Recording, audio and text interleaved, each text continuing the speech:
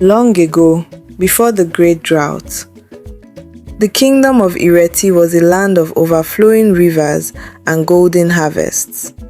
The peace of the kingdom rested on a single prophecy. The high priest had foreseen that on the night of the rare blood moon, a child would be born to the king. This child would bear the mark of the crescent moon, a sign that they were chosen by the ancestors to wield the power of life itself. But inside the palace, dark seeds of jealousy were taking root. The king had two wives, Queen Nneka, gentle and loved by all, and Queen Adesua, a woman whose heart was as cold as a serpent's scale. Both queens were heavy with child. Both were due on the night the sky turned red. When the blood moon finally rose, its crimson light bathed the kingdom. In the royal chambers, Queen Nneka gave birth to a beautiful baby girl, and there, upon her tiny left shoulder, was a glowing crescent moon. The prophesied child had arrived. But in the chamber across the hall, Queen Adesua gave birth to a son, a boy with no mark, no magic, no grand destiny.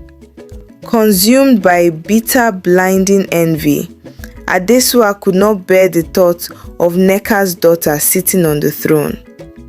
She summoned the kingdom's greedy midwife and offered her a chest of gold, enough to buy her silence forever. While the gentle Queen Nneka slept, weak from labor, the wicked Adesua crept into her room. She stole the marked child, leaving her own unmarked son in the crib. Adesua wrapped the true heir in a simple cloth and handed her to a trusted palace guard. Her orders were ruthless. Take her deep into the whispering forest. Leave her where the wild beasts roam. This child must never see the sun rise. The guard rode into the dark, twisted woods. But when he looked at the innocent baby, her moon mark glowing warmly in the dark, his heart failed him. He could not shed royal blood. Instead, he left her at the door of Mama Nkechi, an outcast healer who lived in exile. The guard fled, never to return. 18 years passed. A shadow fell over the kingdom of Ireti. The false heir, Prince Obinna, grew into a cruel and arrogant young man. Under his wasteful rule, the ancestors turned their backs on the kingdom. The rivers dried up. The crops withered to dust. The people suffered terribly, crying out for the savior they were promised. But far away, hidden in the depths of the whispering forest, the true heir was blossoming. Mama Nkechi had named her Zikora. Zikora knew nothing of palaces or queens. She only knew the forest, the herbs, and the strange, beautiful mark on her shoulder. She also possessed a secret. Whenever the drought tried to claim their small garden, Zikora would sing. And as she sang, her mark would glow, and the dead soil would burst to life with fresh green shoots. She was the blood of the earth, hidden away in the shadows. As the years bled into one another, the kingdom of Ireti withered under the sun. The false Prince Obinna hoarded the last remaining water in the palace, while the villagers begged at the iron gates. Deep in the whispering forest, the outcast healer Mama Nkechi grew dangerously ill. The forest magic was not enough. Desperate to save the only mother she had ever known, Zikora packed a basket of the miraculous glowing fruits she had grown with her earth magic. She wrapped her purple Ankara dress tightly, and for the first time in her life, she stepped out of the shadows and walked toward the royal capital. When Zikora arrived at the palace gates, The starving guards were mesmerized by the fresh glowing fruit. But Prince Obinna, cruel and greedy, stormed into the courtyard. "Seize her," he commanded. "All food belongs to the crown. Throw this forest rat into the dungeons." The guards grabbed Zikora's arms, tearing the fabric of her dress. And in that moment, the glowing crescent moon on her shoulder was exposed to the harsh sunlight.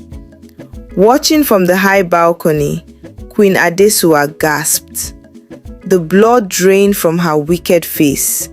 She recognized the glowing mark of the prophecy, and she recognized the unique pattern of the purple cloth, woven by the late Queen Nneka herself.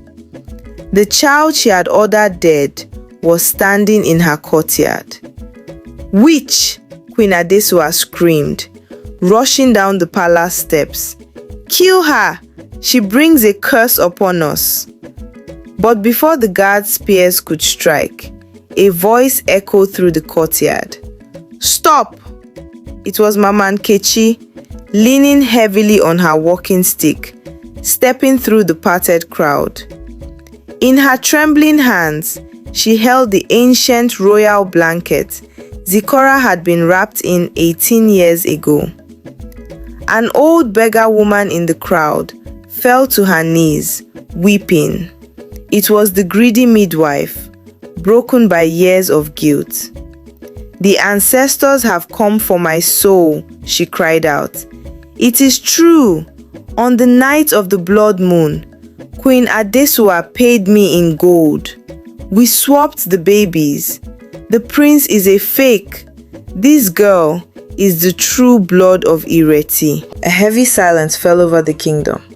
The king stepped forward, his eyes locked on the glowing crescent mark. Filled with a sudden, overwhelming surge of ancestral power, Zikora raised her hands. Her birthmark blazed with a blinding white light. Thunder cracked across the cloudless sky, and then the first drop of rain in 10 years hit the dusty ground. The dry earth of the courtyard split open, and lush green vines erupted, wrapping around the palace pillars. Water burst from the dry fountains. The ancestors had spoken. Queen Adesuwa and the false Prince Obinna were stripped of their royal gold and banished into the whispering forest forever. And there, amidst the falling rain and the cheering of her people, Zikora, the child of the moon, took her rightful place upon the throne. The stolen destiny was finally reclaimed.